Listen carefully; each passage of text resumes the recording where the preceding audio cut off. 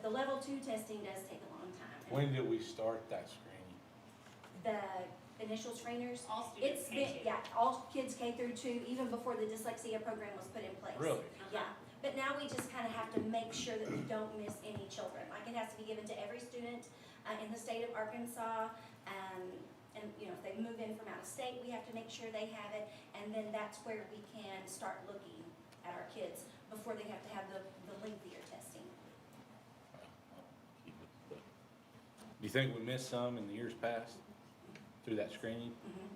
Because we find some, I'm gonna call you out. Yeah. I get emails from Kelly all the time going, hey, can you look at this kid? And they're 6th, 7th, 8th grade. So it's just, it's that fine line, and it's defined to us as it's an unexpected gap. They can be strong in all of these other areas, and then something's just not clicking. And unfortunately, we don't find it till 6th, 7th, or 8th grade. One of the things that we know about kids with characteristics of dyslexia is if they have a strong oral vocabulary, they're very likely to get through the system because they tend to talk well, and so we don't catch that. And so when the content starts to get more complicated and complex in middle school, it's like, oh, there's something missing there. That's when we talk about. What was that book we read last year? It was about the little girl with. Yes. Fish in a tree. Fish in a tree. Thank you. Cause see, she was very. Yes. Well, and my boys were that way. They, you know, they can talk to anybody. I feel like with the new science of reading and the way we're going with all of our reading, we're not going to be missing as many kids with those gaps because I was a guided reading guru. I loved everything about guided reading, but I can look back now and see when we used to talk about kids hitting the wall, it was those kids had gotten by so far on their God-given intelligence, and then when it comes down to the printed word, then they start struggling. And so we're not going to have, so we have let some of those kids slip through. I read somewhere where oftentimes kids don't even show up until the 3rd grade. So, and even later. Emily probably gets a lot more referrals than I do, but I feel like they're But that's why our 102, I feel the difference between the 102 and the 29, because I can speak for myself and Andrew too, when we have one of those kids that are brought to us, that it's a here help, I'm really not sure, even if it's not a characteristics of dyslexia, we're not one to say, well, I can't help you because you don't qualify. Like, you don't fit this criteria, we'll wait and see what else is out there. So that's why our 102, so they're receiving a dyslexia intervention because we are trained in that area, but it's just that more intense phonics first or that phonics first structure. So that's why that number is so big. So we have a hard time saying no. See, that's that above and beyond. I love that about you. It's a very hard time saying no. I get in trouble for that.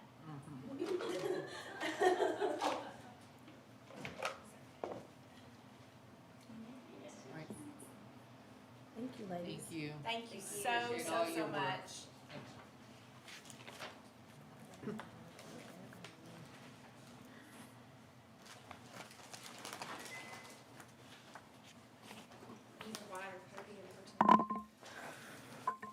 One that's sturdier. I might just fall apart with all that paper.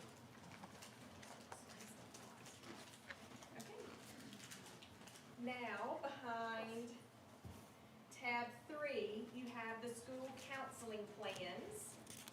And our counselors aren't here tonight, so if you have questions. Oh, Tabby, yeah, I can be invisible, really. She'd rather not. She don't count. Come on up, Tabby, you can help me with this. Thank you. Tabby is another one that goes above and beyond and has given up part of her summer and family evening to come up with us. You have every school's comprehensive counseling plan, and I also want to brag on Miss Roberts. She did not retire until she had this turned in.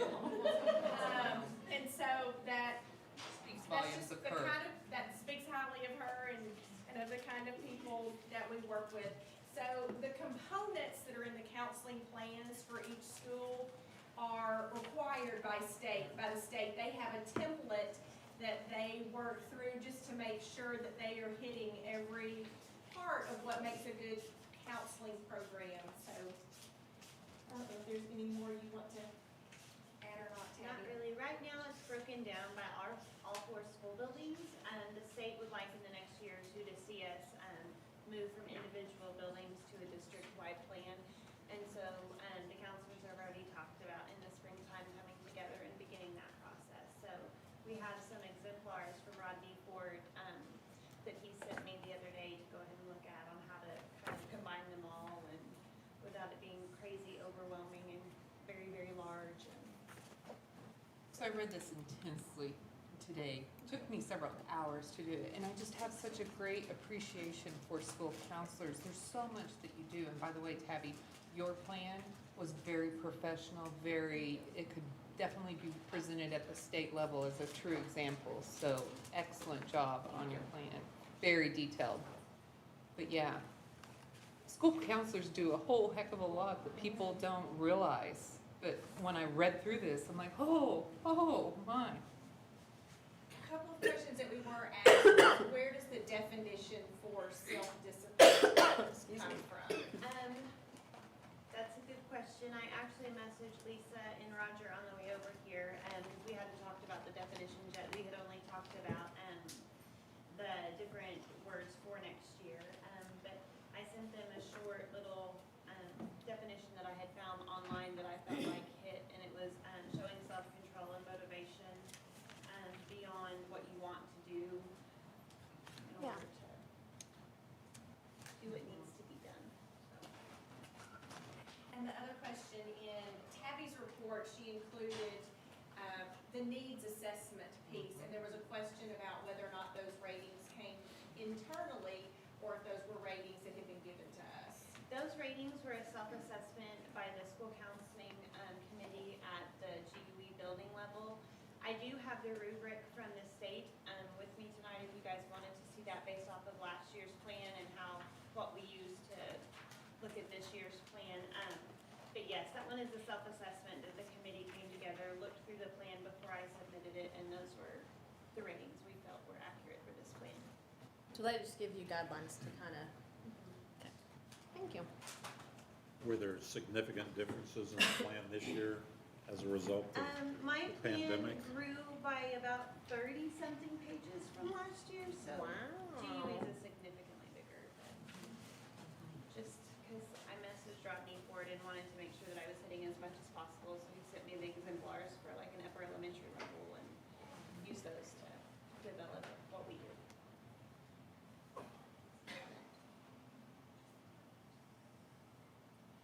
Other questions? Thank you. Yeah. Hey Tabby, and I gotta say, thank you also. Tabby is organizing and leading Bright Futures, is providing school supplies to any student in the district, and Tabby is taking on that task, which I know it's a big task. So the other day, we still had a lot of responses. I'm sure you've gotten even more. Yes, there's a ton right now. Yeah, so thank you. Yeah. The next item is behind tab number 4, and this is summary STAR test data for you. You have one page for each building, and it shares with you the reading proficiency rate and math proficiency rate from fall, winter, and spring, so that you can see where there has been growth and where there has been decline. And I know Nikki wanted to add some information about the report for Glenn Duffy, because the reports in your packet are from the STAR Enterprise Assessment. Glenn Duffy actually uses STAR Early Literacy and Enterprise, and so she had some more detailed information she was going to share about her building. Am I on your way? No, you're good. Okay, I'm gonna try to get this one to you guys last. I accidentally threw one part of it away and it had coffee on it, so I'm gonna give you guys that one. I have coffee stains on my desk too. I'm all right with that. Well, this one was in the trash here. I didn't get to get coffee today. And we actually, our ice machine also broke down, and I think that was More like tragic? more sad than anything. Yes, everybody was coming over and very upset. So, okay. Okay, so when you look at this, what I did is, like she was saying, our STAR early literacy and our STAR, at the beginning of the year, we talked about all of kindergarten did not take the STAR assessment or the early literacy until the winter. So you can see how they progressed over, but you were not given that information, so I wanted to kind of show you how that goes. When you look at it though, our numbers, it kind of looks like they decline in second grade, in kindergarten or first grade, but it's because we moved several of our early literacy kids into the STAR reading. And so they were incorporated into that. So when you look at numbers, I will have to go in here and actually pull it. We actually had, at the beginning of the year,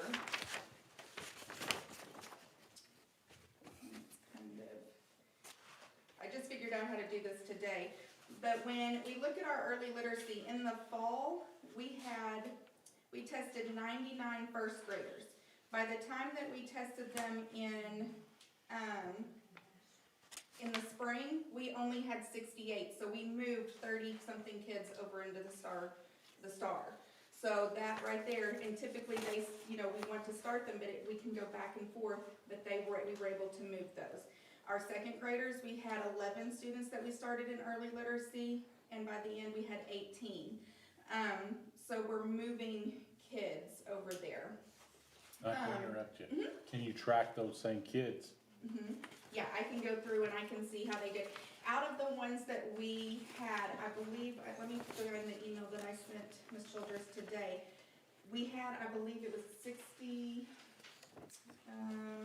there was quite a few that we tracked that were below grade level. But we sent out an extension to all of those students to say, hey, we have summer school going on. We would love to have you here. And out of those, we had 35 students that have come every single day, and they are really showing growth. And so we are going to actually give the STAR assessment at the end and give some different assessments to see kind of how they've grown, to see if anything that we've done this summer is making some progress as well, because it's more that one-on-one. And we actually have, oh goodness, 1, 2, 3, 4, 5, like 7 teachers that are working out of those 35, so we're able to rotate those kids, and they're able to have like 5 in each and really get some intense instruction.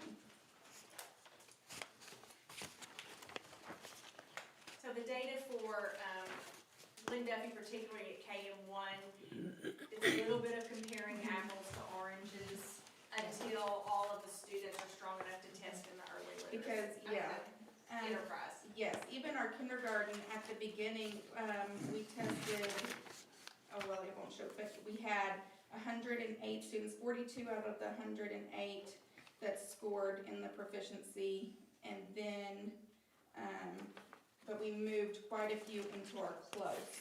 So we had 45 and then 38, so we're moving kids consecutively. And so that's kind of what I wanted you to see, is that it wasn't just that STAR data, because that looked kind of, we moved several kids in there. Now, is that just impacting the reading side? No, the early literacy incorporates the math in it too. So if they're still taking the early literacy, it has the math embedded into it. So does that help explain, I The saw, math scores as well. yeah, from fall to winter, Mm-hmm. tremendous improvement in So, math. and that's kind of what I talked to Ms. Brunkard about today, because I was like, what's going on?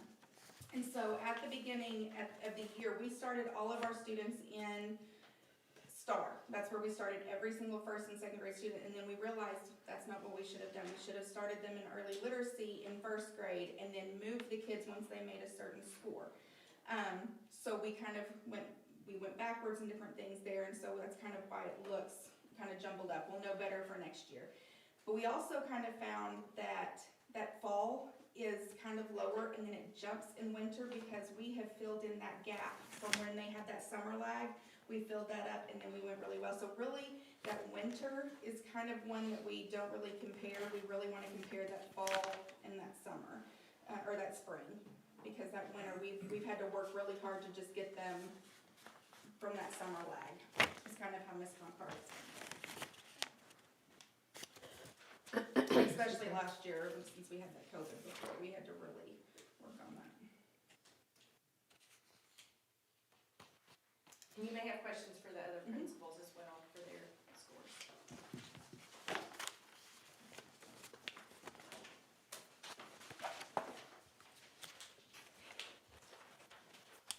And I think I shared with you that I only put the very basic summary data in your packet because the packet was already so large. And we'll plan a work session on data with you when we have our ACT Aspire scores back, so we can really look deeply at the whole year, but I wanted you to have at least some summary data. So curious for Mandy, Kelly, and Shannon, that the same kind of trend that I saw at Glenn Duffy, tremendous improvement from fall to winter, and then slipping back a little bit when you go to spring. Is there a common theme there? Again, just as Kim Dunbar had explained, and I talked to her today as well, you know, that we were making up for a lot of missed opportunities because of COVID, you know, our shutdown and the summer slide. And so that fall to winter was hard and fast, and so we moved them faster, and they gained so much. Then we get to the winter, and we move into the winter and the spring, and it kind of levels out to more of that grade level piece. You know, one thing that I talked with my staff about is there were several pieces that weren't able to happen in our building this year because we were following those guidelines so strictly. With our interventions, our win time, those sharing of the children didn't get to happen. But when we're still seeing 65% ambitious growth for our students, without that, then, you know, that's saying something about the teachers and the students and how they're working towards grade level standards and that growth piece. So, yeah, it's, well. And another difference for us, the number of students tested on our winter test was drastically different than our fall.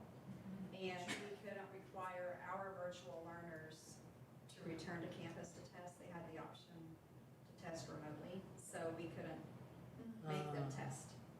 And then there was a slight increase with the spring number. So there may have been students who tested in the fall that never tested again, because that was my biggest group.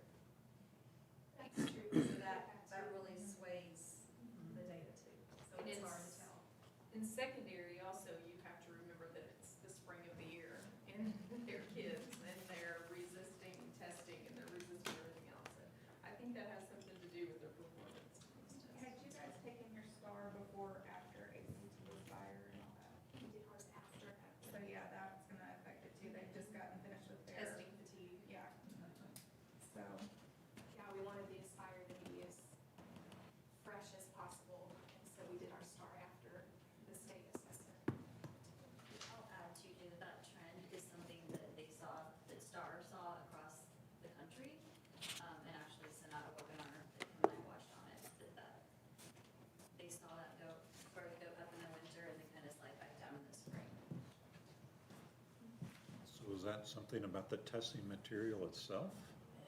No, they attribute it to a lot of what Mandy said with COVID and with that really intense growth of not being there in the spring and then coming back in. It was a trend, not just in Gravette, it was a trend nationwide.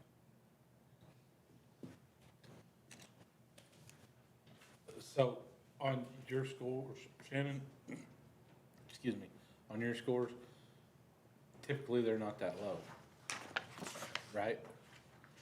This is the first year we have given STAR math, so I can't tell you what my math scores would look like in STAR. Okay, in STAR, but typically your scores that we, Well, and we struggled with the STAR math assessment because in the fall, our teachers felt like the data wasn't correct. And Kim, working with Renaissance, found out that their benchmark scores were not set for Arkansas. And so the exceeding number didn't align with Arkansas's. And I don't know, she was trying to find out today, and she's been emailing every time about every month. I don't know that it's aligned yet. So I don't know how accurate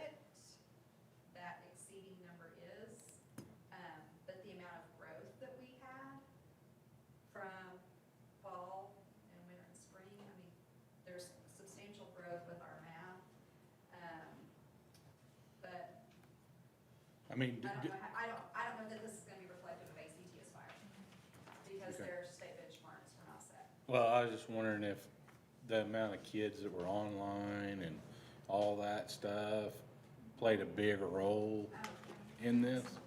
I would love to know, to be able to, look at the number of kids and the number of days they were quarantined versus at school and Well, figure that into the testing. I mean, that's what makes me feel better though, that we didn't allow the online stuff next year, because I see this and it's a train wreck. Right, because the high school, sorry, What? number-wise, the high school She was said it is okay. maintained its enrollment. Now, the kids fluctuated as far as who was on site or online. It was kind of like a bunch of them came back at Christmas and a bunch left. Yeah. But our numbers stayed up there where most of the other campuses, the majority of their kids came back to campus. Yeah. So, no, I'm, and even with our opportunity for students to do it in grades 11 and 12, Kelly's being very selective with who can participate, and they're having to prove that they will be successful at it. I mean, cause I can't imagine all these school districts nationwide that never had school. I mean, it's asinine. I mean, cause they lost a year and a half. If they're. So really what would you lose? Yeah, exactly. And that could end up affecting national norms on tests. Oh, yeah. Arkansas may get boosted. I'm just saying. We went to school. They didn't. How smart are they? They might be able to teach them, but when they're there. Anyway, sorry. Good.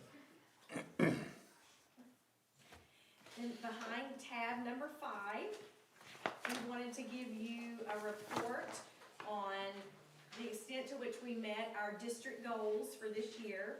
So our district goal number 1 was for 100% of students will make ambitious yearly growth in reading and math from fall to spring. Like Nikki said, we really want to look from beginning to end, so that fall to spring. We didn't have any grade levels meet the 100%, but you can see in green that first grade reading and sixth grade math came the closest. They were in the 80s in terms of making ambitious yearly growth. And you can also see the 2 grade levels that were our lowest, but like Shannon said, we're not completely sure if the metrics for scoring high school is correct. So these gives you some information about the percent of students in each grade level that made that ambitious yearly growth. So my question on that one is, when you go back to SMART goals, the A is achievable or attainable. Is setting the goal at 100% too high? I don't think so. I think that we can expect 100% of students to make that growth. And I know that none of our teachers or administrators want to choose the 2% that aren't. I mean, they want to shoot for 100% of our students making that. Goal number 2, there will be a 10% decrease in the number of students scoring below grade level in reading and math. And you can see 2 of our grade levels hit that 10%. Kindergarten had a 13% decrease. And again, to answer your question, you can see reading and math are not broken out for kindergarten because that early literacy gives us a combined score. And then first grade reading had a 42% decrease in students scoring below grade level. And you can see we had several other grade levels that were close, and then we did have some grade levels that increased instead of decreased.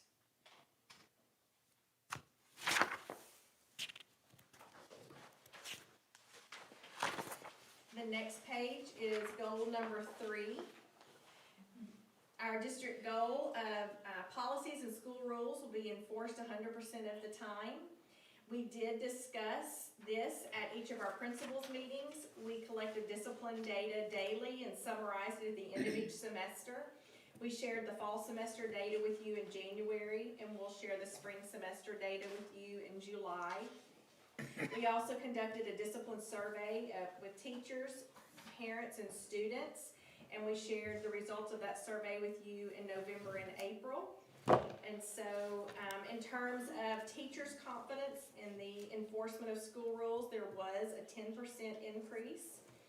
For parents, there was a 5.3% increase, and for students, there was a 9.1% decrease. And at the time, we talked about needing to have some conversations with our students and find out where they feel like we're falling short. This goal, as it was written, 100% probably wasn't measurable when you think about SMART goals, and that the policies and rules will be enforced 100% of the time, because there's no way for us to know in a classroom on any given day when a teacher might say, don't do that again, instead of sending them to the office, or sending them to the office and how the administrator followed up. So it probably wasn't measurable, but it was a focus for us this year as we worked in classrooms and in schools. And then number 4, the family and community engagement surveys conducted throughout the school year will indicate that our district in school meet or exceed the expectations of our stakeholders 90% of the time. And we shared this with you in November and April. And parents indicated that we did meet or exceed their expectations in all 8 of the categories surveyed, and students in 3 of the 8. So again, need to work with our students. So I don't know if you have any questions about this year's results. The next tab, looking ahead to next year as possible school district goals. Wanted to put this out for you to think about and give us some feedback, and as principals we will talk about it as well. For our achievement goal, would like to keep that 10% increase in the number of students scoring on or above. For the growth goal, keep that 100% of students making ambitious yearly growth. For a student culture goal, instead of looking at discipline this year, consider looking at attendance and making sure that all students will be present at least 95% of the school days, and that no students will be identified for chronic absenteeism. And Kelly, a lot of that would fall under her leadership. And then for the school culture goal, again, to look at meeting and exceeding the expectations of our stakeholders, but maybe not the same 8 questions that we asked this year. There may be some other areas that we feel like we need to focus on more specifically. So this is what we're thinking about for possible goals to be able to track and report out to you for next year.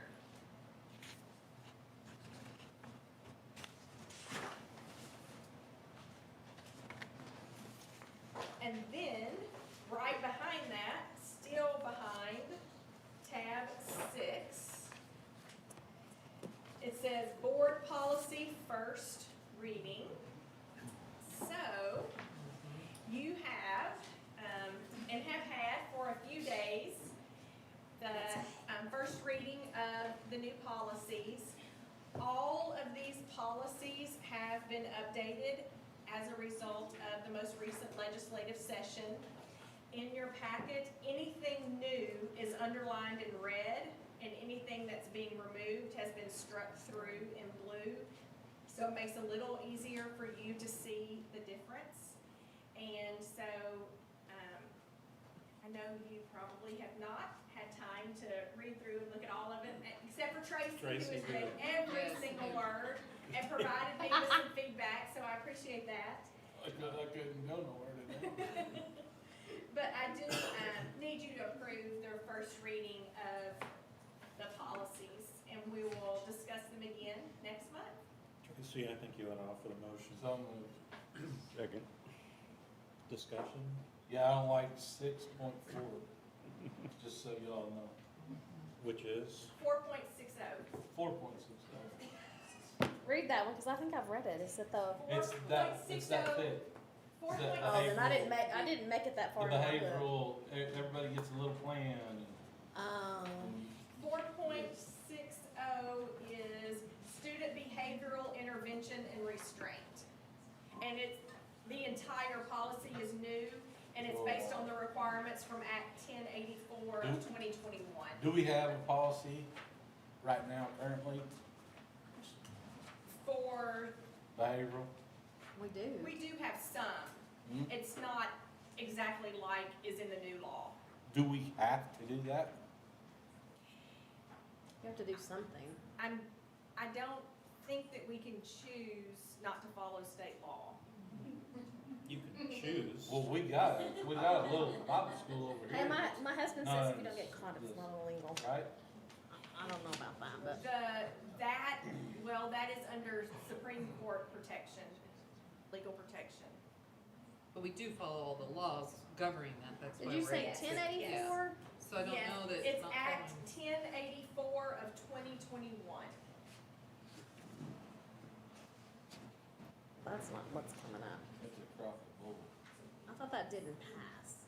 That's what it is. It did not pass, the original one that was proposed did not pass. There was a watered down version, but I thought And it then didn't pass either. then somebody brought it back up with some changes, and that one, the revised one did pass. Cause the first one, every student had to have a plan, Before you can discipline them. every student. Yes, Now this one, they made some revisions and that watered down one passed.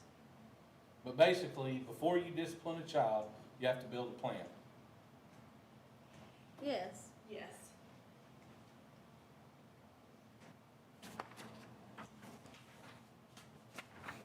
I don't like that either, but I didn't like it Yeah.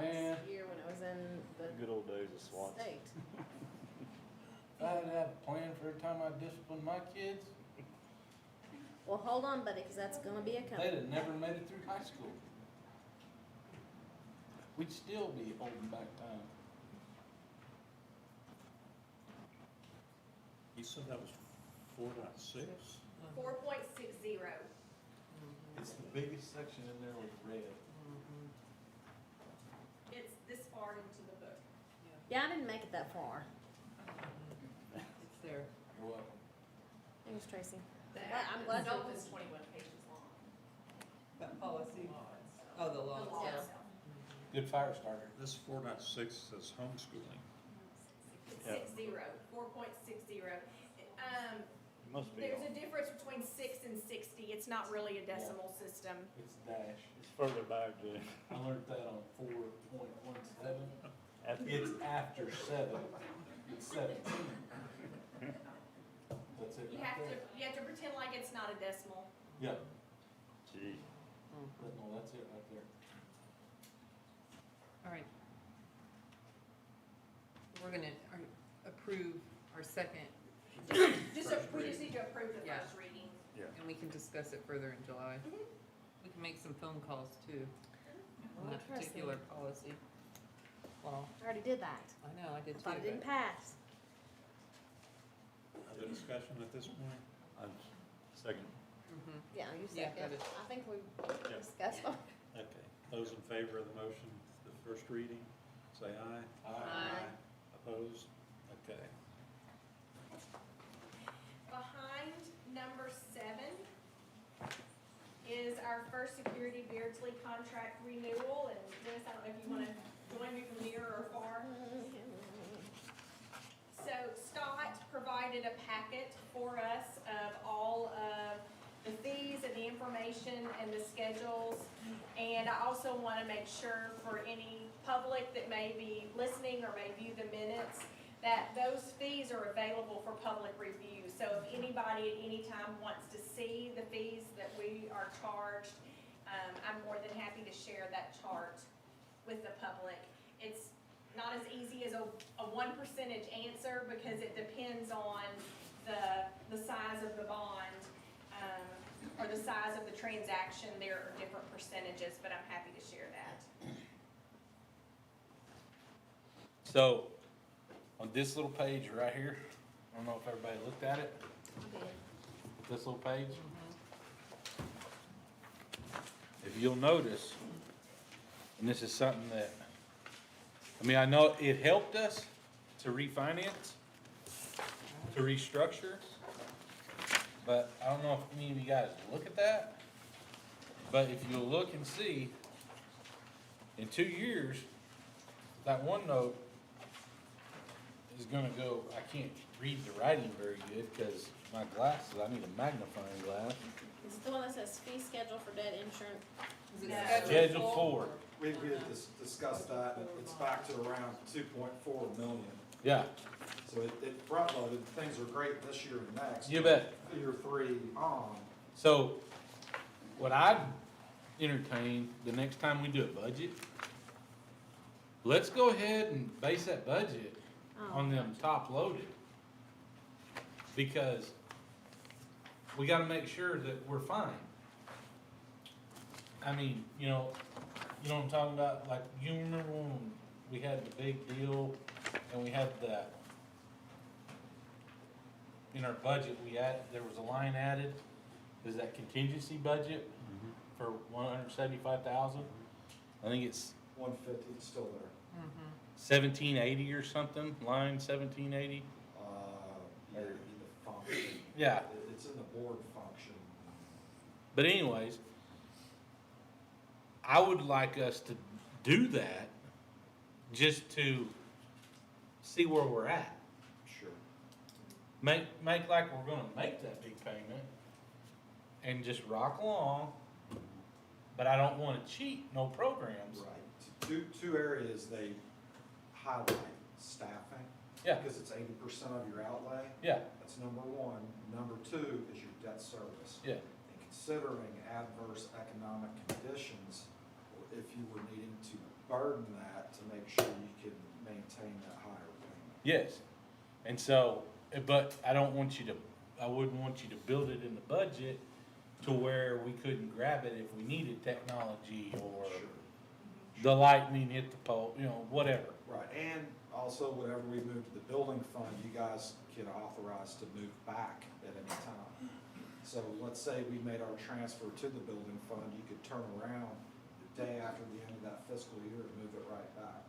Do I agree with that? No. It's beyond the scope of our No. discussion, but it's allowable. As bizarre as that may sound.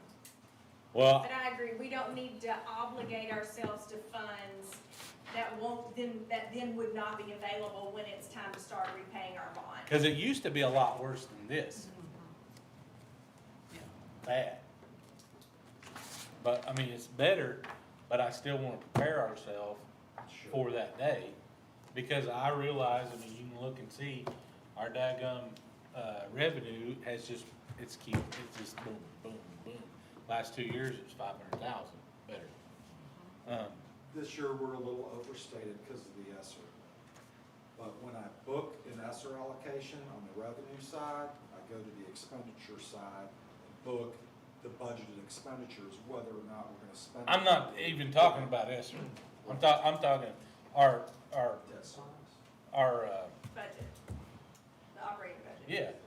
I mean, if you look at our revenue from taxes, the last 2 years, $500,000 increase. So, we're gonna get that again, cause it hasn't slowed down one bit. So, but I would really like to do that next time, is put that in there somehow, Sure. and just see where we're at, and then if we're fine and we make it, transfer it to the building fund. So you're talking about these bumps. Yes, sir. Yep. You see them? Yep. I mean, there's gonna be, in 2 years, and then there's gonna be a gap there in the middle that we don't have any. That one bond's pretty constant, but when we don't have that bump on that first one, we're gonna have a bump on this one, and down below it, see right there? So, I mean, and that's a pretty good bump. So,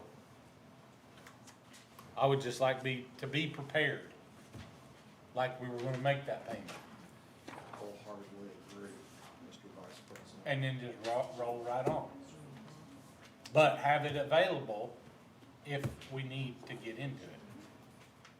'Cause I don't wanna be one of them to where we wouldn't buy books, but we was transferring $1 million. So, that was my biggest question for you. And as you can see from my recommendation, I recommend that we renew our contract with First Security Beardsley. We do have 6 outstanding bonds with them. We get excellent service from Scott Beardsley himself. Most of the school districts get an associate, but we get Scott. He chooses to work with us, and that means a lot to me. He always makes himself available to us with whatever numbers that we need, whatever information we have. And I have worked with him for a long time and have a lot of trust in Scott, so. So moved. Second. Yeah, my only other discussion, Scott's done a great job for us, so I don't have any issues with that, but I did read the sections of the contract where he acknowledges that they may have conflicts with things that they suggest for other districts. And I think that's really intended to address, you know, interest rates and timing. Sure. But The root, we all know what the root is. yeah, when he encouraged Bentonville not to participate with us, Sure, you know, I mean, that was his good advice to them. sure. It was to our detriment, in my And opinion. it could work out in the opposite for us at some point. I mean, who knows? Because our financial situation's unique. I hope I live that long. Any other questions about the motion to approve this contract with Beardsley? Those in favor? Aye. Opposed? Okay. Behind number 8 is approval to seek dishwasher bids, and Sheila was not able to be here tonight, so she asked permission to move that to the July board agenda. If that's okay. So moved. Second. To July. You moved what? She's seeking bids. Oh, okay. Okay. I thought you You wanted to moved. push it to July. No, No, that I'm she- sorry, Go ahead. and go do ahead it. and seek bids. Okay. I mean, it's not like she's buying it, so what's the matter? Correct. Yeah, so they couldn't find a volunteer? To stand in for her? No, to be a dishwasher. Aw. I heard your name was on the list. Any discussion? Further discussion? No? Those in favor? Aye. Opposed? Okay. That speaks volumes for her that she wanted to move that because she wouldn't be here, but Awesome. So- I will, let her know. I will tell her that you did that for her. Well, there ain't no sense in waiting. No. Sure. Still behind, tab 8. Next is approval to seek sale of buses bids. And Mr. Carver is here, if you have questions about that. Basically trying to sell, basically ones in 03 and 07. Got our 2 new ones coming in, one's already here, one will be here the 1st of July. So we're trying to get them moved out. So moved. Second. Okay. Motion, second, discussion? Yep, just saw one of our old buses, this rode on it the other day, in fact. Going kayaking. Oh. Yeah. Old line bus, yep. Okay, those in favor of it, say aye. Aye. Opposed? Okay. Behind tab number 9 is a request for approval of our annual laptop and computer purchase. And Daniel is here, around the corner. If he has any information to share or if you have any questions. Let's get a motion out there first. I'll make a motion. Okay, Tim. Tim? Second. Tracy. Okay. So, my question, Daniel, is why do we buy these, but we lease the Chromebooks? Mostly because we're gonna keep these longer, they've got a longer shelf life of them than what a Chromebook normally will. And they're probably more expensive, to be honest. I don't think it makes as much sense from the idea of leasing these as it does the Chromebooks. We do the Chromebooks because they can last longer than their time frame. We get to buy them from $1 afterwards for it. Really, once you hit the end of the life on the laptops, there's no point in buying them after that lease cycle. It's better just to refresh them anyway within 5 years. And then I should have looked this up or asked you earlier, but the next to the last item on the quote from CDW, I couldn't really tell what those are. Same laptop, or they're the same desktops that we were using the 20 above. They just have double the memory for the rest of them. They're going to be used for the yearbook lab to give them a little bit better speeds for when they're processing video and pictures.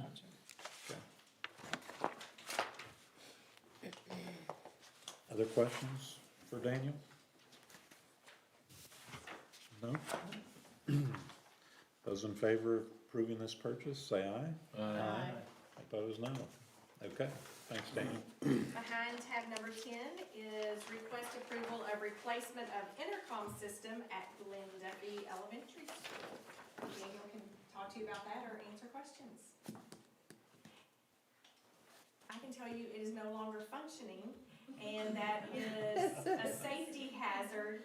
We need a functioning intercom system, so if there are any safety needs at all, we can get messages out to the building. It started going, didn't completely die right off the bat. It started getting very dim, and it was hard for the teachers to hear. We've done everything from trying new analog to digital converters. We bought 2 different types of the amplifier to try and increase it. We can't get it to where it's a reasonable amount to even be considered safe at that point, so we decided to go with the digital option that we use. Is that the same one that was in there when I was in school? There's a really good chance of speaking. Okay, so what brand is it? And go buy that brand. Cause that was 50 years ago down there. Well, the speakers, probably. The problem we looked at too is we were gonna spend too much money, keep trying to dive into this. We started trying to recable everything and then started replacing the speakers. It's probably best just to go for a fresh start at this one. So all these things breaking at Glen Duffy, does that have anything to do with the new principal? Absolutely not. Absolutely not, sir. I mean, the arm, I mean, All right, I move that we purchase the 48 IP speakers from White River for $35,438.34, and that also includes installation. And it's from ESSER 2 funds, right, Dennis? Correct. Second. Thank you, Tim. Discussion? Those in favor, say aye. Aye. Opposed, no. Thank you. The next item behind tab 11 is approval of a new reading curriculum, so I'll let Becky come up. So expensive. Sorry. Kills me. Okay, so over the past month, we have looked at benchmark workshop curriculum. We have samples actually, they're still here. I know several of you have taken those home, and I greatly appreciate the time and extra effort the board has put into reviewing that curriculum and looking through that and attending Zooms and asking questions, and I really appreciate that. So you will see the recommendation is for a 6-year commitment, and that will be using SOAR grant funds. And I put in here ESSER, but we may move that to ESSA or ESA funds, so. Are there any other questions that I can answer? Question for you and Dennis. We have $80,000 remaining as of the end of last month in that SOAR grant. Yes. So, and Dennis, you responded and said, we're gonna kind of go at it 20 or 23,000 per year. Why would we not ask for the entire 80,000 now? So I can answer that. So when I originally wrote the grant, prior to what we knew COVID was going to look like, I had a significant amount allocated towards tutoring and interventions for students. So I had only gotten approval for the 23,000 to go towards a comprehension curriculum. So after I get board approval on this, then I can go back to my grant committee and ask for them to move those funds. So that is, I'm going to use as much of that as I possibly can that they will allow me to use, but I know that I have 23,000 guaranteed for this year and for next year to use towards the purchase of this curriculum. So the plan is to use as much of that as possible, but I have to get approval from the grant. And my other question was, on its curriculum, how much of this is virtual versus printed books or things? It is, so it's all printed and in books. There is a virtual piece and a virtual option, so like if we had to pivot again, it's all available virtually, but there will be books and materials in students' hands. Okay, so that's, We have both options. We have both options, yes. so that's why they're planning to charge us $8,000 for shipping. Yes, it is a significant amount for shipping. I know when you see that, you're like, oh my gosh. But when you see the amount of materials, and that's for 6 years. So a lot of our materials are consumables, so that if you remember, right, the students will take home their mentor textbooks, so that also provides literature at home, which I love. But we will get that supply every single year. And like, we're talking like forklift type Alex. And I know they've been in business a long time, but what happens if they stop producing new materials 3 years from now? They're obligated to the contract. Okay. There will be lots of lawsuits, I'm sure. They've been around a long time. I'm not sure I can see that happen, but So we need a motion on this, I right? move that we, we get a motion, a 6-year commitment, yeah. this whole thing right here. right, Okay. I move that we go with Rebecca's recommendation for the 6-year contract. Benchmark workshop.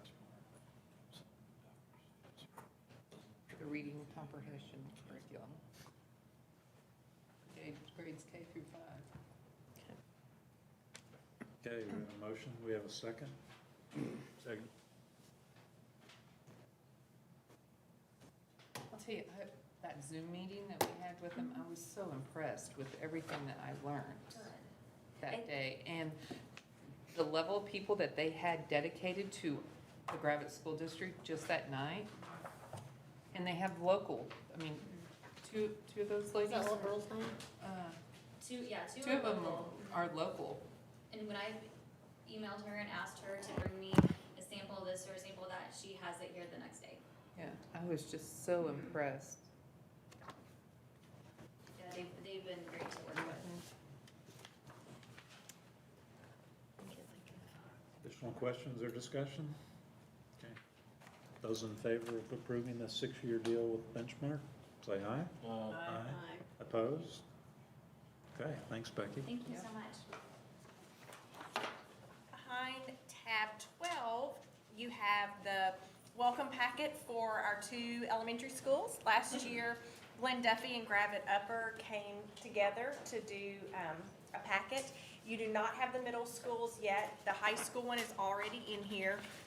We have to have these approved by July, so we wanted to share them with you early. So if you have any feedback or any questions, we still have time to make changes.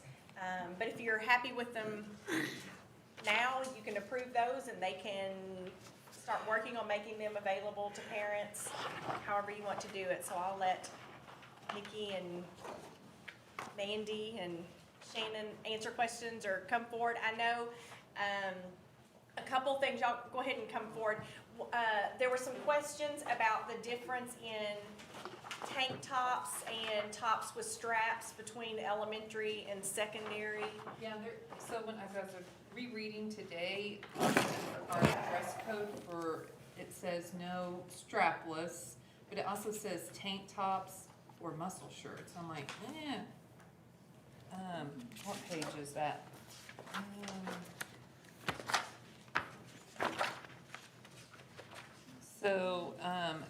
So the following will not be permitted. Number 7, strapless blouses, tank tops, and muscle shirts. And that, for us, And that's that's- copied straight out of board policy. Yeah.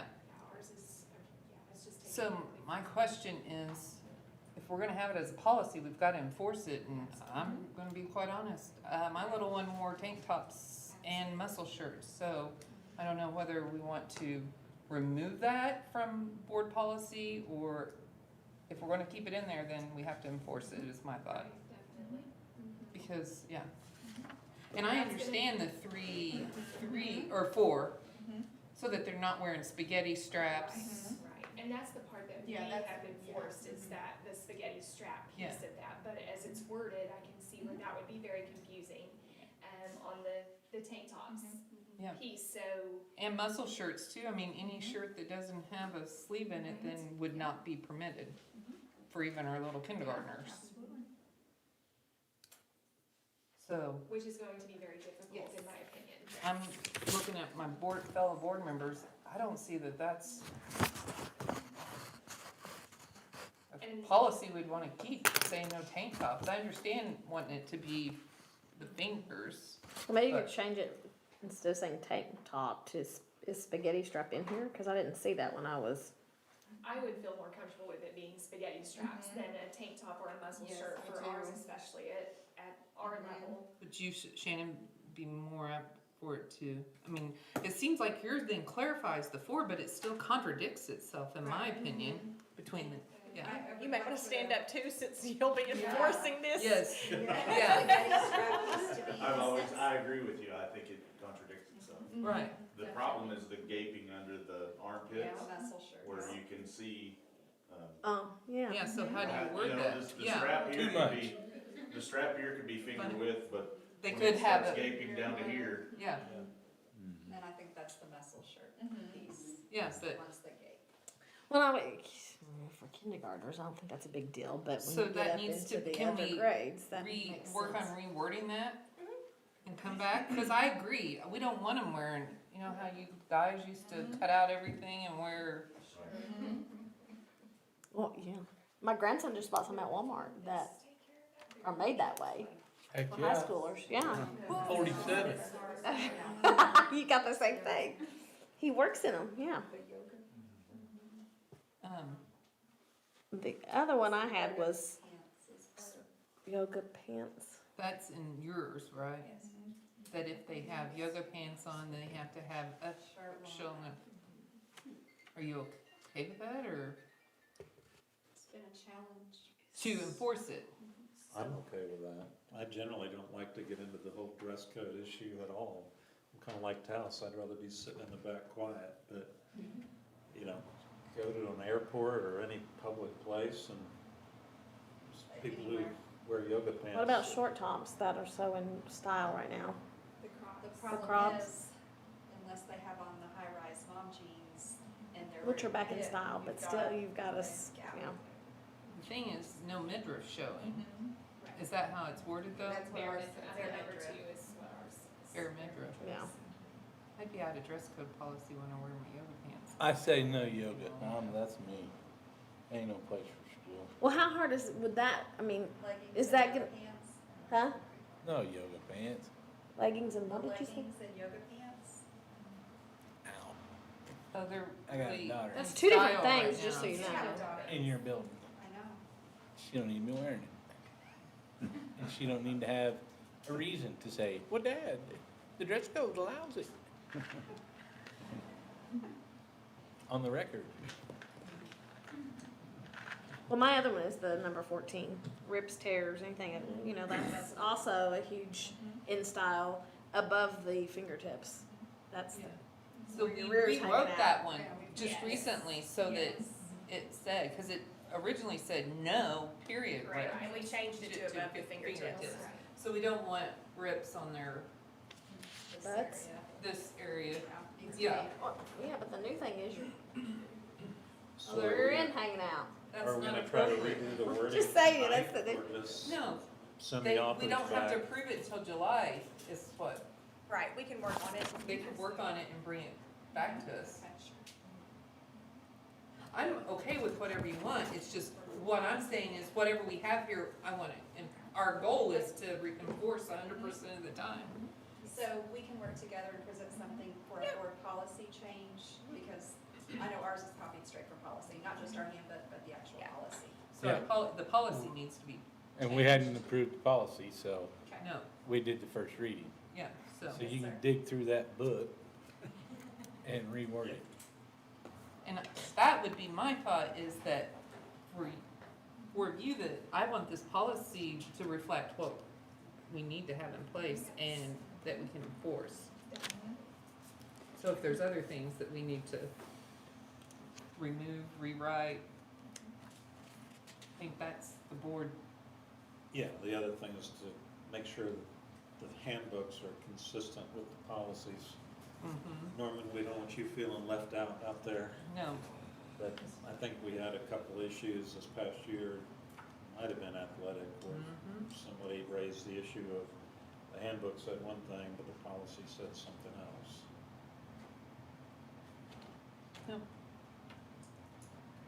So just table it until, yeah, Wait a minute, was there a motion and a second?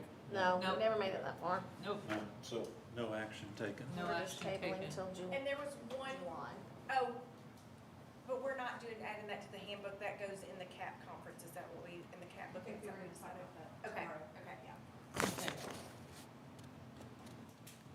Thank you. I know it adds more work to you all, but in the long run, it's gonna be less work because if we do the work right now, then it's easier to enforce. Yes, thank you. Yeah, but our families need to know because they need to know. I've already had people questioning before they buy school clothes whether or not this is gonna be allowed. So Mama, Yeah, let me, what's that? I want, no, well, under, but I want to. Oh, and But was Norman, something I over it. excluded you. I first I excluded Tabby, now I exclude Norman, I apologize. Yes, yes, yes. Yes. Thank you, son. Uh-huh. One thing, you know, today you just mentioned our athletic handbook matching the school policy handbook. I think our athletic handbook can be more restrictive because it's an extracurricular and we expect more out of Sure. those than we do. Absolutely. So Absolutely. as long as we're more, I don't think we can be less No. restrictive, but we No. can be more More restrictive. restrictive. Right. So I Absolutely. wanted to make sure I said something about that. What else you got in here you want to know about? Any questions? Yeah.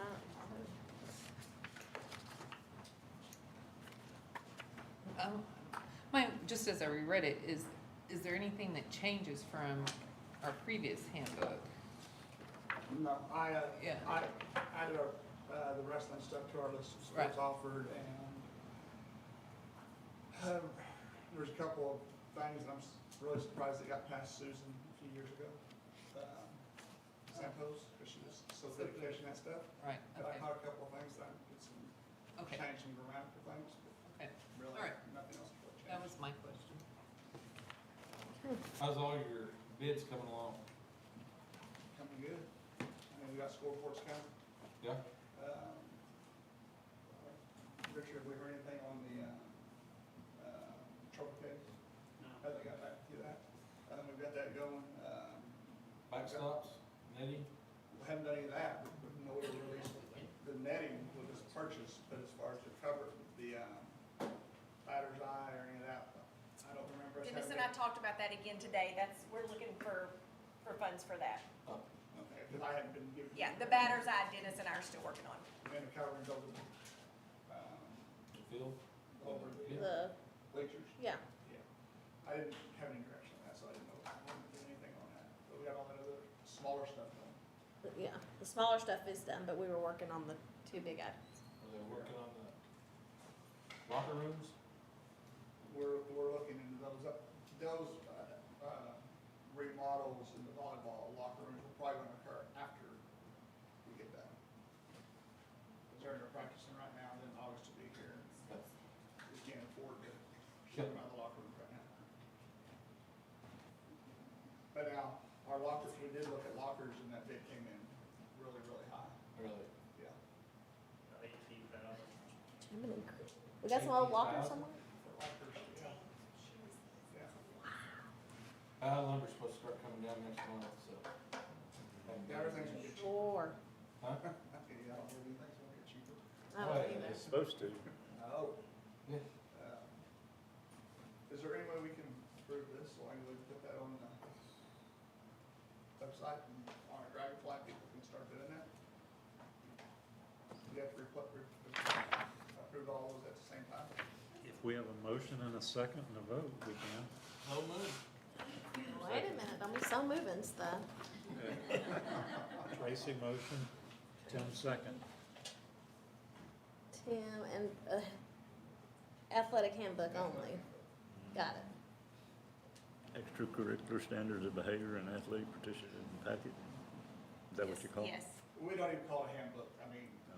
by terminology, it doesn't have to be approved because it's not officially in a handbook. Oh. It's a procedure manual. Oh, here, I'll say that. Procedure manual. Okay. Questions for Norman? Nope. Those in favor of approving, say aye. Aye. Opposed? We got enough for a quorum without Four. her. Yeah. 4-0. I don't know where she went, but we're She going stepped 4-0. out. Thank you. Thanks.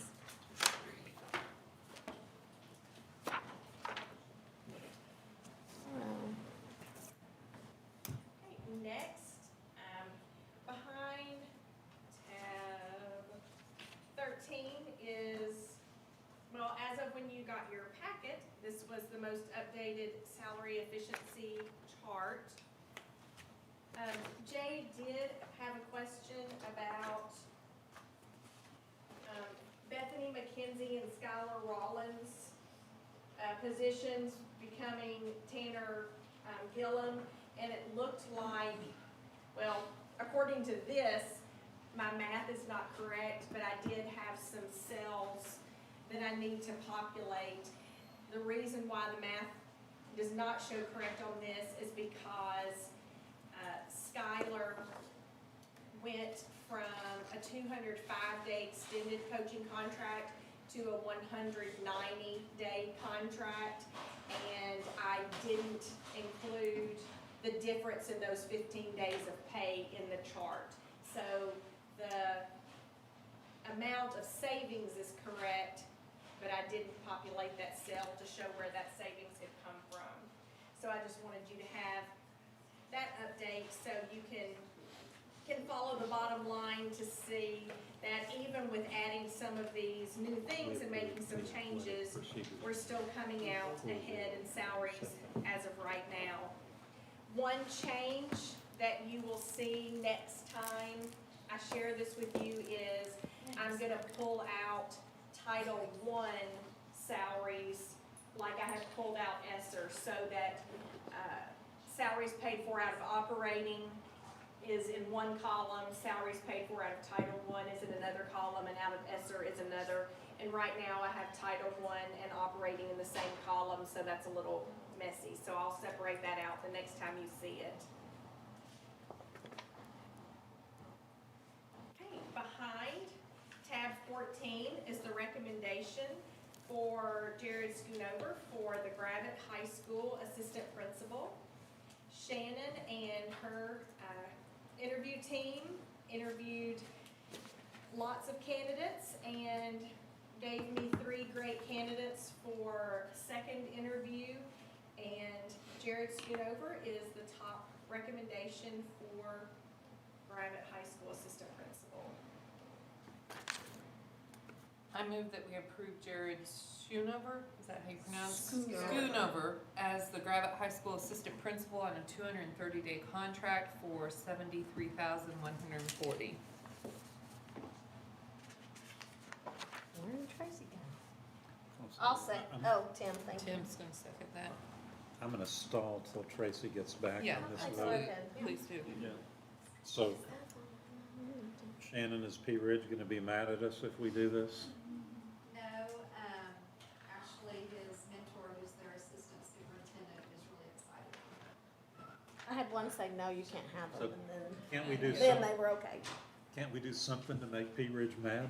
I know that this, but I think they're excited. We beat them twice in basketball last year. Right.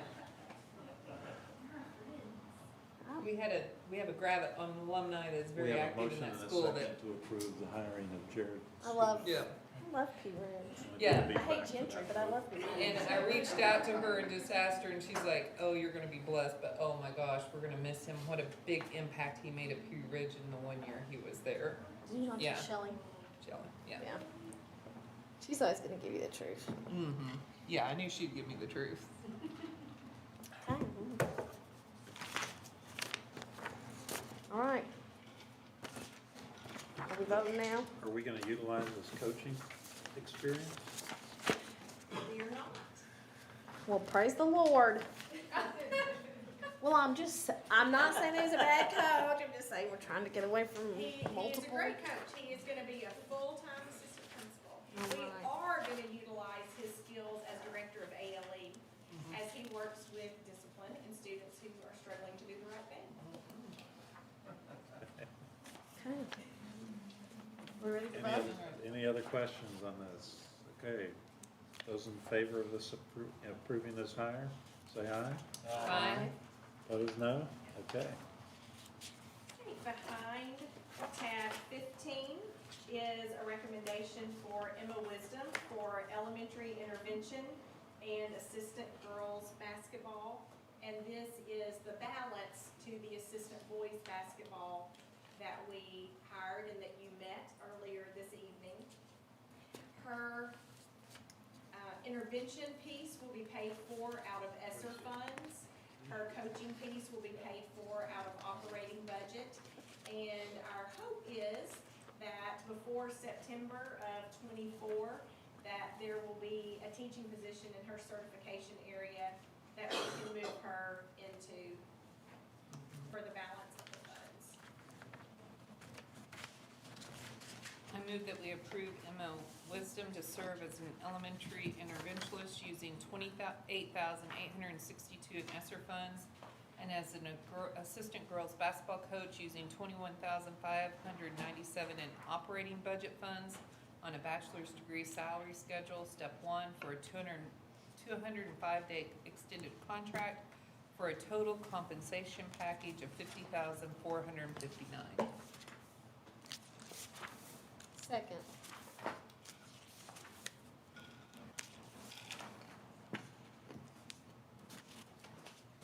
Nice offer for a young lady right out of college.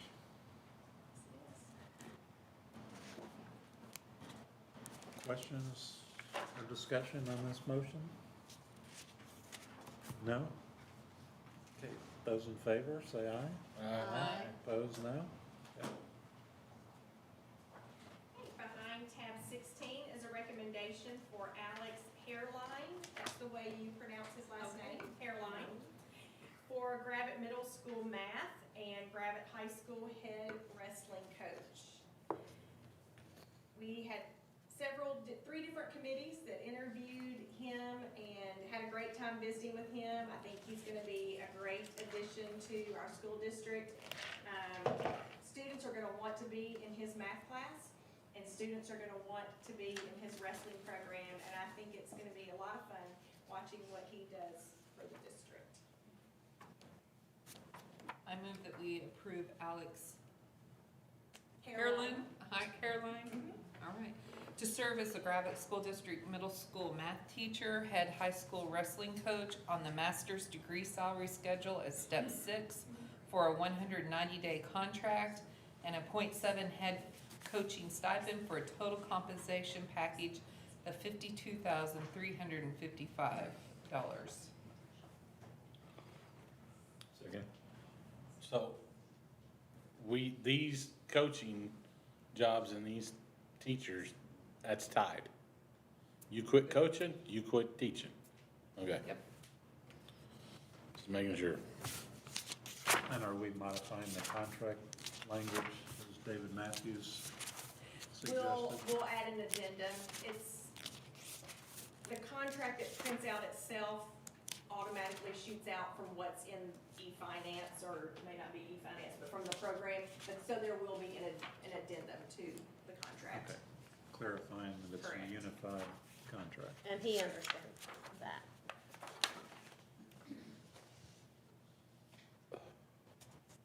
So, a related question, Norman, we making progress on getting the equipment we need for the wrestling program?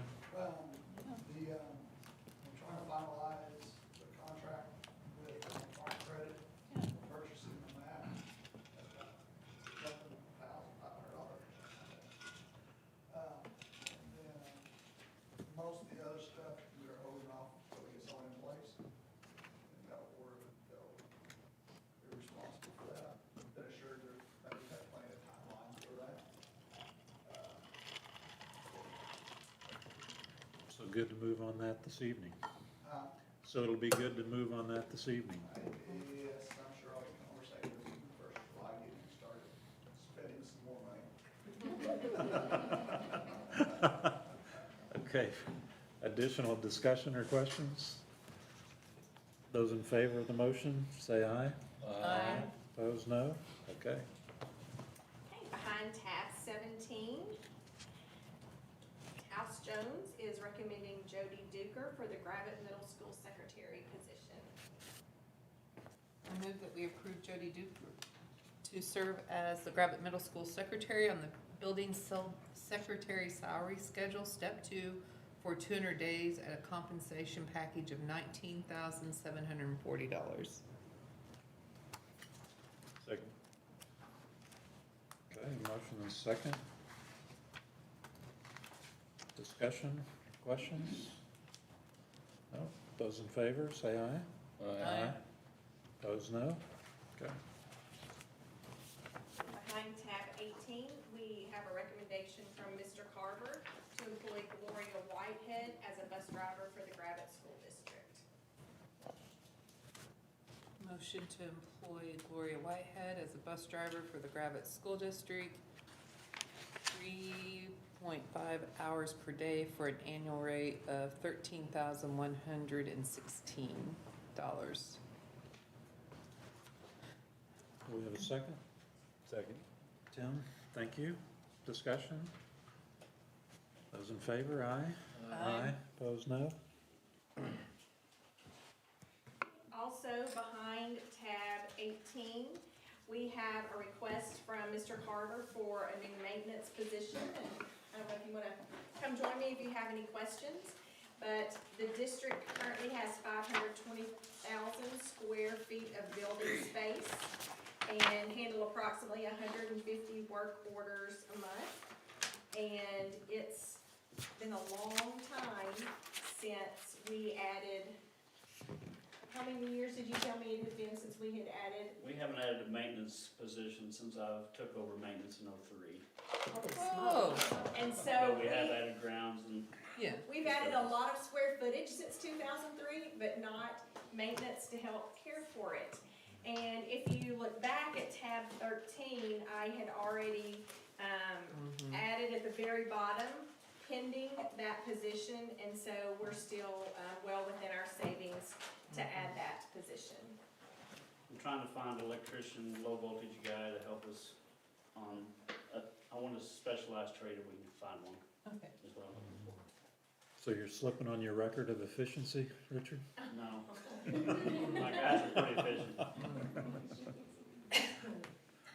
I move that we approve the hiring of additional maintenance ground 3 salary scheduled position for the 21-22 school year with a starting salary of $29,854.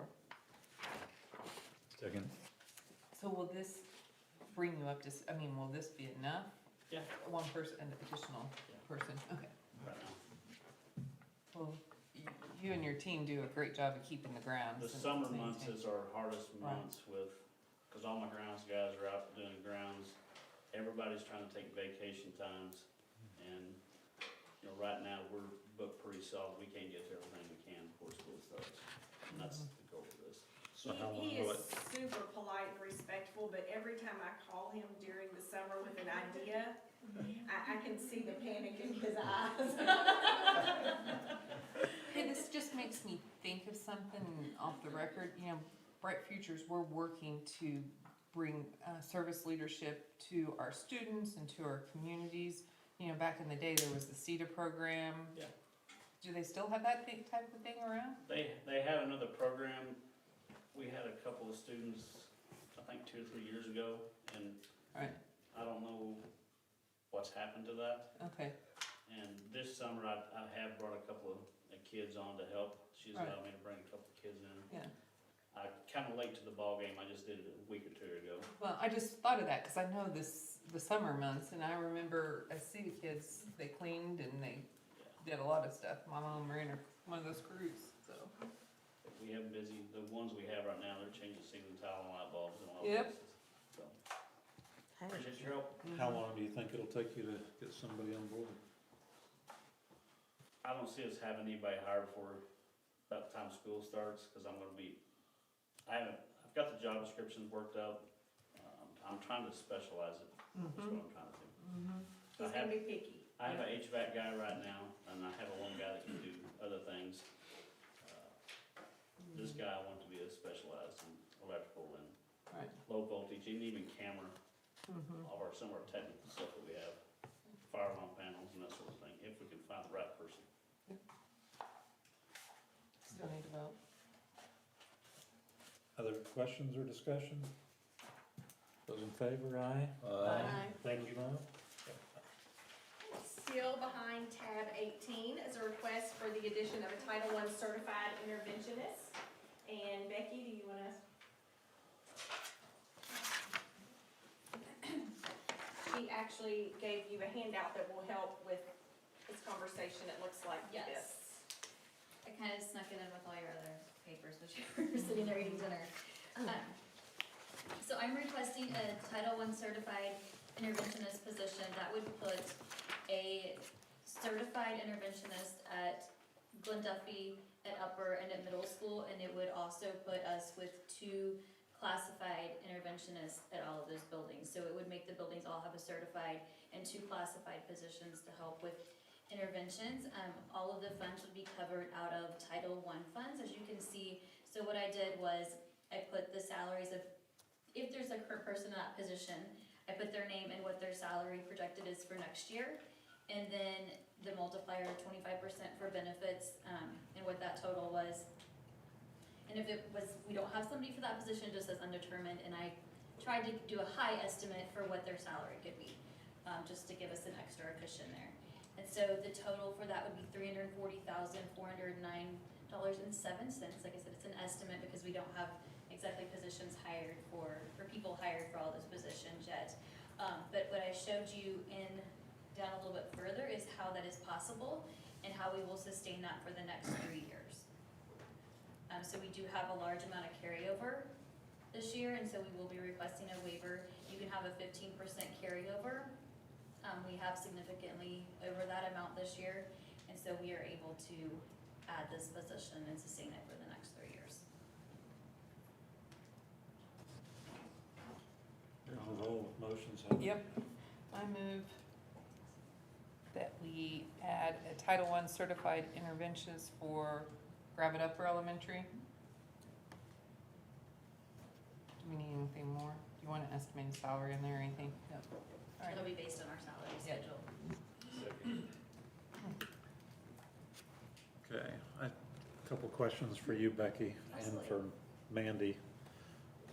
I'm assuming that you're in favor of this Absolutely. suggestion? You know, as Emily was standing and talking about not saying no, that's where this can help with that. Because if they're not showing those characteristics of dyslexia, but we know that they're struggling in reading, but it's not a dyslexia issue, they still pick them up. Like they still add them to their caseload, or they add them to their groups as they're able to. So this would definitely relieve some of that pressure as well. And we don't have a certified Title I teacher in our building. And the guidance for our paraprofessionals, who are amazing, our Title I paraprofessionals, Emily's taken that on too.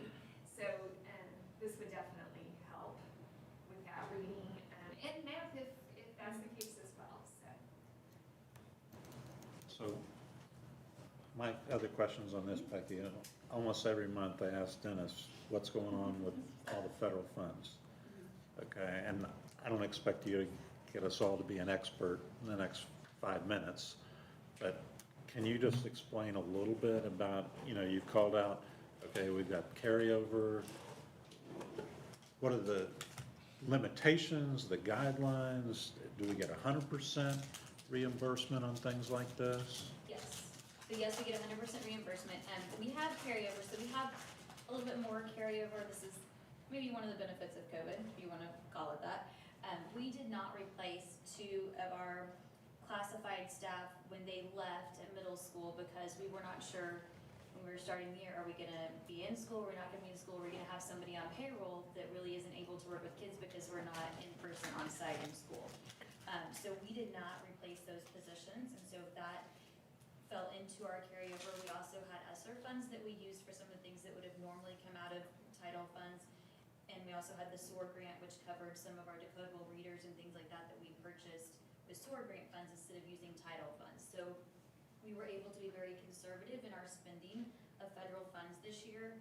And so we have that large carryover. You can have a 15% carryover in Title I every year. I kind of like to have that carryover just as a cushion because it is federal funds and sometimes they lessen your allocations, sometimes they don't, based on your poverty level. I don't expect ours to lessen at all because our poverty level went up slightly from the census, just barely, not a lot, to make a huge impact in getting more money. So we can have the 15% carryover, but every 3 years, you can go over that 15% and apply for a waiver. And so this year, because we have not applied for a waiver since 15-16, and so we were able to apply for a waiver to go over the 15% carryover, so we can now do a little bit bigger project with that money. If that makes sense for us. Yeah, that's very helpful. So what's the limitation? What's the cap? As far as how much carryover, No, just in general of all the different federal funds. It's usually about 15% of the current year's allocation. but some of the funds do not have caps. So like so you'll see that on the 23-24, Title IV does not have a carryover cap. So we have been able to carry over some money in that fund, but it's for 3 different things, but like one of them, we had allocated this year for tutoring, but we didn't have a lot of tutoring going on because of COVID and different things. So we have a significant carryover there also, and there's not a cap on that. So you can carry over and I can actually transfer that money to Title I. Okay. Does that make sense? Does that make Yeah, sense? Sorry, that's a lot of information. I'm talking fast. And I'm not gonna keep everybody here tonight, Dennis, but some of the questions that I had about the statement of changes in funds, that's what I'm trying to figure out. Do those get closed out? Do they not get closed out? What happens with some of those federal funds? Those cash balances you'll see carried over to the subsequent year, and then we budget the carryover amount on top of the current year federal allocation with that. Okay, so you and Becky work closely together on those? Yeah, and they're obviously highly regulated, state and federal, that's why it doesn't require board approval, because they tell us how to spend it. But because it's so highly regulated, it's why they're under the auspices of the federal coordinator and closely looked at by Mrs. Joyce and myself. Okay. Other questions or discussion? Those in favor of the motion? Aye. Opposed? Thank you. Okay.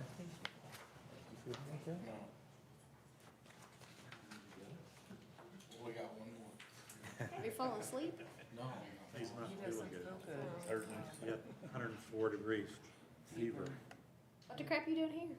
I ain't had one today, Oh, But, yeah, he's not healed. 24 hours has it been? last night. Worked him too hard in the hayfield last night. That's probably true. Hot weather. Behind tab 19 is an explanation of a reorganization of the district administration building staff. Earlier in the meeting, you accepted the resignation of Tammy Fisher.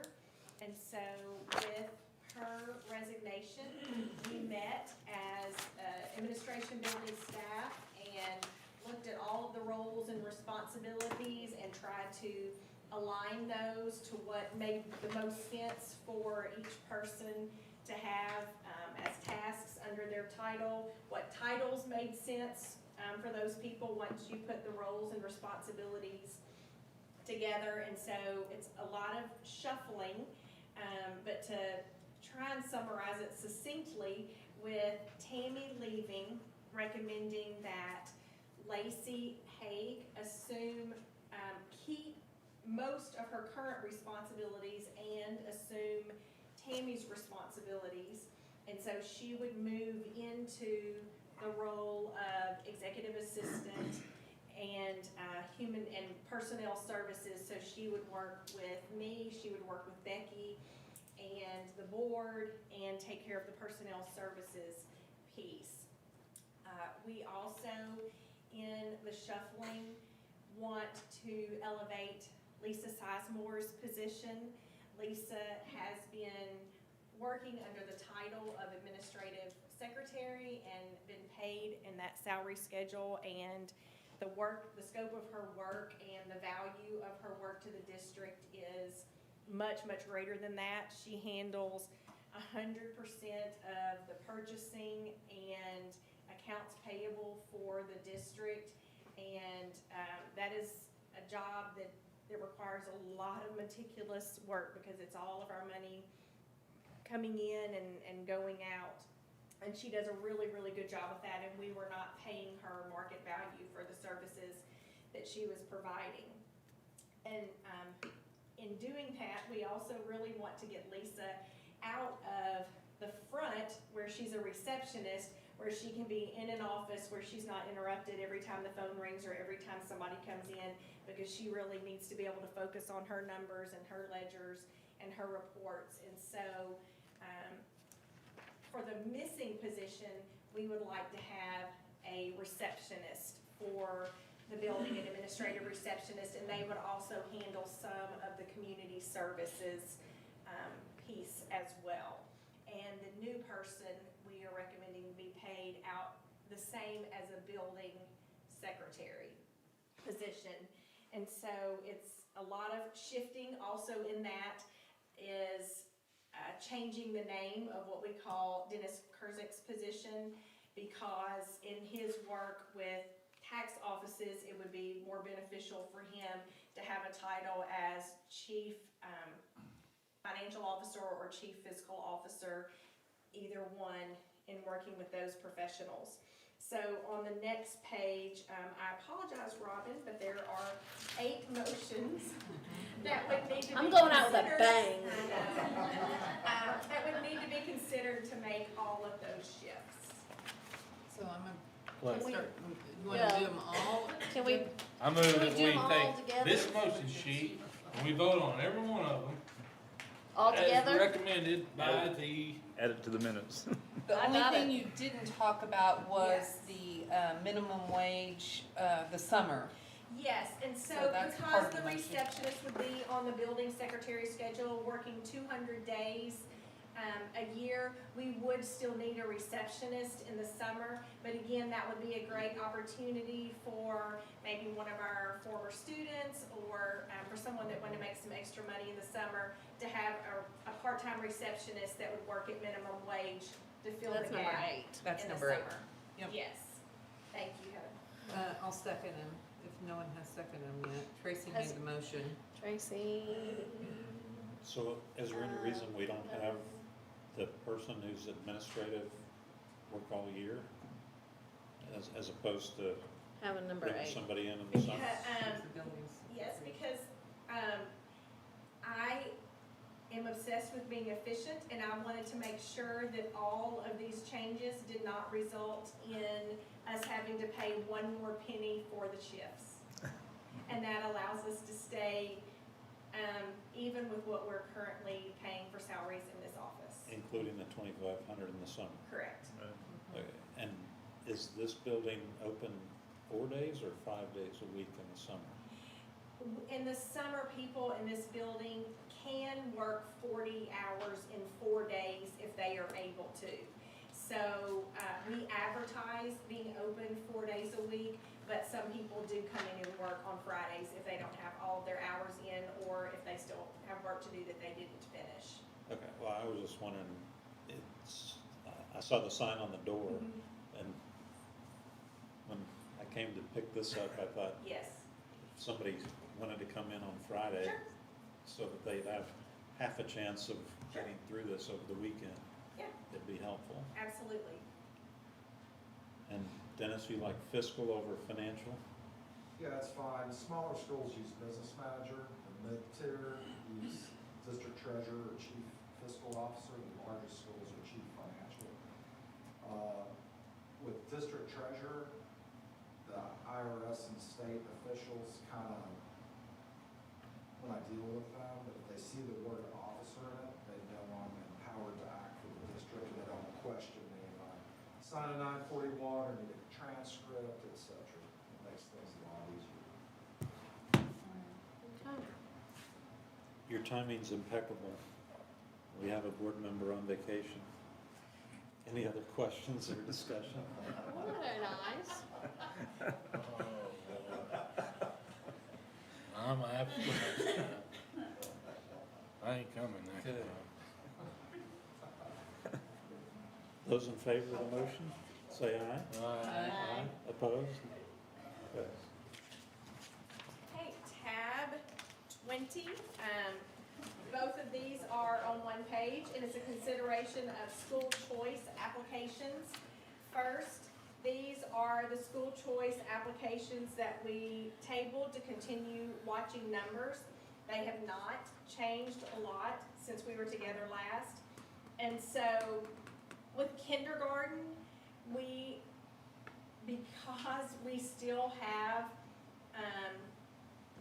a lot of parents that wait until July or August to enroll, even though we anticipate them coming, they're not here yet, and so we are not within the 10% range for kindergarten, so legally we'll need to approve those school choice applications. For 6th, 7th, and 8th grade, we are within the 10% range for having to hire an assistant principal. So my recommendation for school choice would be to approve the kindergarten school choice applications. For 6th, 7th, and 8th, it would be to only approve those that have a sibling already attending Gravette schools. However, when the board makes their motion, you don't have to make it that way. It's up to you. How much risk is there that if we were to approve these other couple of kids, that we're gonna hit some requirement to have an additional hire? If we hit 500, we will have to.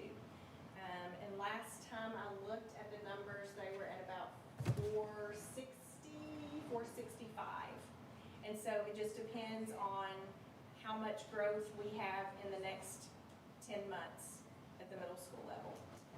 Last year, at one point in the year, right before Christmas, we were at 492. So it fluctuates that much. Not that it would be a bad thing for Taos if you hit 500 and had to hire an assistant principal. I mean, Take a chance. I was gonna say, I think you should go for it. If you get there, you get there. Well, I'm inclined to take that chance, Taos. I'm inclined to take that chance because when we have students and their parents who view the Gravette School District as a positive place to be, I like to be welcoming and reinforce that. For the record, I was kidding, because I just. I'm coming over to your house, and I eat about $300 a week worth of food. You gonna be gracious? Absolutely. All right, I'll be over. In fact, he's spending the night at your house tonight. No, I ain't. Not with 104-degree fever he's got. So, need a motion from somebody. So moved. With With all of them, The recommendation of recommendation? the superintendent. So we're going to approve the kindergarten and 6, 7, 8, only those with the sibling already attending Gravette School District. Is that correct? Yes. Okay, just making sure. I'll second. Okay, further discussion? So let me ask, so those other students, once we know, later in the month, school year, August, could they come and, The 7th and 8th graders? Graders. Absolutely. okay. Questions? No? Those in favor, say aye. Aye.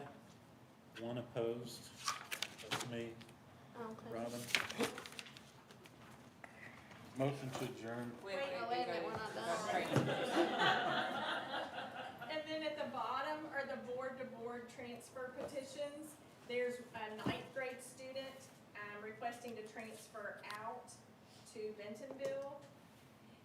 And then, so I don't know if you wanna do those separately, and we can do them separately. So, we have a student wanting to transfer out. So move. Discussion? In favor? Aye. Opposed? I'm gonna let Tracy sign that, start signing. Sorry. And then we also have requests to come into the district. 4th and 6th grade siblings, the kindergarten sibling was just granted school choice. We have room in 4th, we do not have room in 6th. So my recommendation would be not to approve those, or just to approve the 4th grader. Also, a 6th grade student leaving Bentonville who was previously approved for school choice opted to homeschool this year and now wants to do a board-to-board transfer. My recommendation would be not, for the same reason we didn't do the 7th and 8th graders up above. 2nd grade student wanting to leave Bentonville to come, my recommendation would be no, because we are already over in 2nd grade. And the 10th grade student who has always attended Gravette schools, family has moved to care for a grandparent, I would recommend yes for that student, because we have room in 10th grade. So I move that we accept the board-to-board transfer for the 4th grader and the 10th grader as per your recommendation. That is my recommendation. Discussion? Well, we need a second. Yeah, You got Tim? Yep. Okay. Discussion? no. Those in favor? Aye. Aye. Okay, one more opposed, Robin.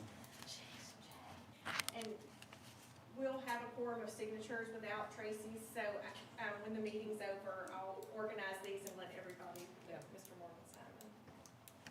You can sign right now, right? If I can organize them. Are we adjourning? Once you get home. Motion to adjourn? Tracy. Second. Okay. Oh, no, I don't get to go home. Yeah, you do. Oh, no, I don't. I'll write you a note that you get to go home. Oh. Oh, you need to be in bed. Well, I can't even go home. For the Oh, doctor. well, that's probably a good idea. Oh, I'm okay, gonna I say. think you need to go. Hey, wait a minute, which don't you go into? Hey, Not that it's really any of my okay. business, but I don't know, can you get me in one real quick? not tonight, but maybe in